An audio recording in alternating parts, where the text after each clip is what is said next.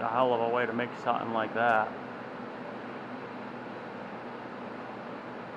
And it's just rolled over and threaded. That's definitely like the worst thing I've seen on these cars as far as the original build goes. I don't know what they were thinking there.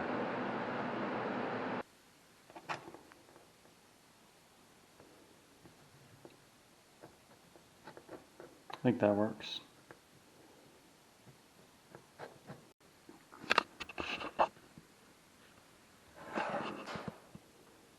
Not exactly stacking dimes, but better than Buick did. Look at that. They literally rolled the strap around onto itself and threaded it. I've just never seen anything so crappy before.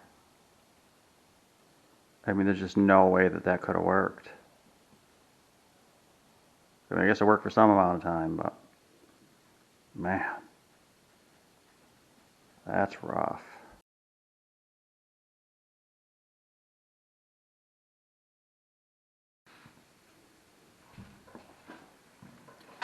Want to see a magic trick?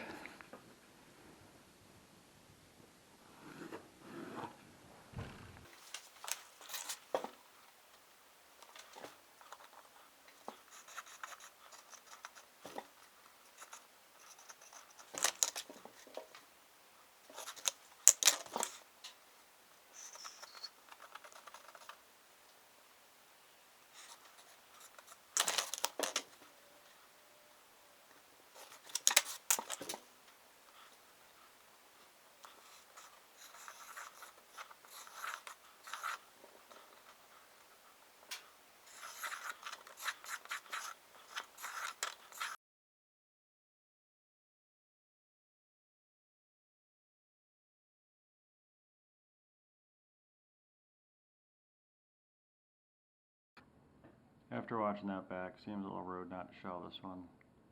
So, say you got a circle, and you want to know, or you don't know where the center point of it is. You draw a chord through it, which is just a line, something like that. And you extend your compass so that it's bigger than the circle when you put it on one of the intersection points, or both of the intersection points technically. And you strike a chord, top, bottom, or 90 degrees from wherever you're working. You're always doing the opposite axis when you're doing this. And that just found your y-axis center point by doing that.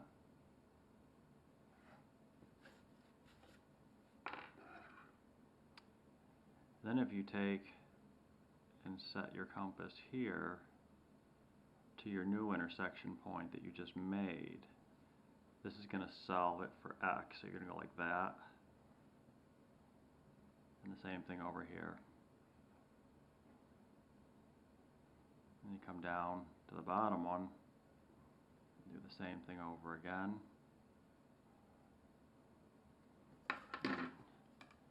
That will give you your center.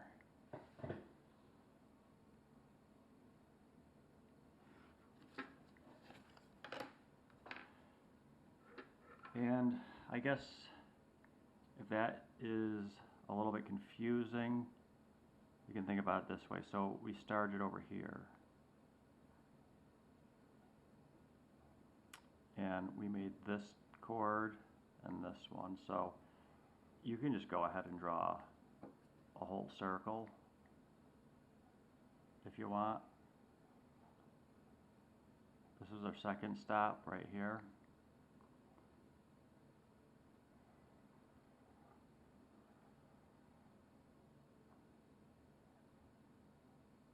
This is our third one.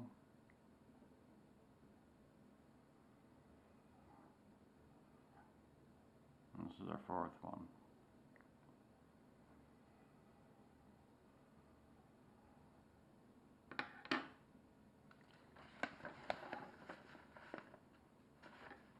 So if you just look at this like these intersection points, you know, you're going to get them one at a time. You're not going to get all four of these at once, but you're going to get these two first. I'm sorry, you're going to get these two first, and then these two will show up. So that's how you do it.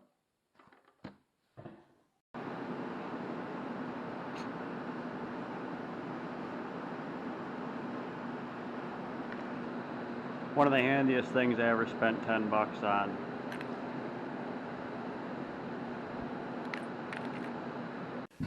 So here's our reproduction kind of sort of fits fuel sending unit, and the difference is with this one, well, there's a few differences, but the biggest difference is that there's no vent on this one. The old one has a vent.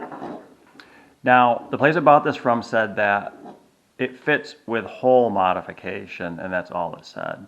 I don't know what they mean by that. The holes line up. The holes are good. The problem is that this shoots off to the back of the tank. The tank kind of comes down around here, so it doesn't work that way. It only fits in sideways, which I think is fine. The other problem, though, is that there's no vent, so I might be able to just do that to the gas cap. I don't know. I don't know if we really need a vent. The difference is here is this was the vent. This is actually the fuel pickup now, where the other one is kind of built into the tank on the original setup. So yeah, it'll be fine though. I think there's enough room under there to snake the fuel line up and around, so I think we're going to be fine there. Well, that's the way that fits. Not ideal, but I think I can make it work anyway. Better than nothing. You only want to test one of these things with an analog meter if you're fishing for a dead spot, which is usually what you care about. So this one here is 0 to 30 ohms. And you can see we got a nice swing all the way down to 30. So 30 is full when you got a full tank of dead dinosaurs, and 0 ohms is empty, which is similar to your bank account after you fill up right now. And I'd say more than likely I'm going to keep her right around in there somewhere. You want about 10 ohms worth of gas on any given day at this point. You go straight up to 30 ohms and you're letting them sit on too much of your money, I'd say.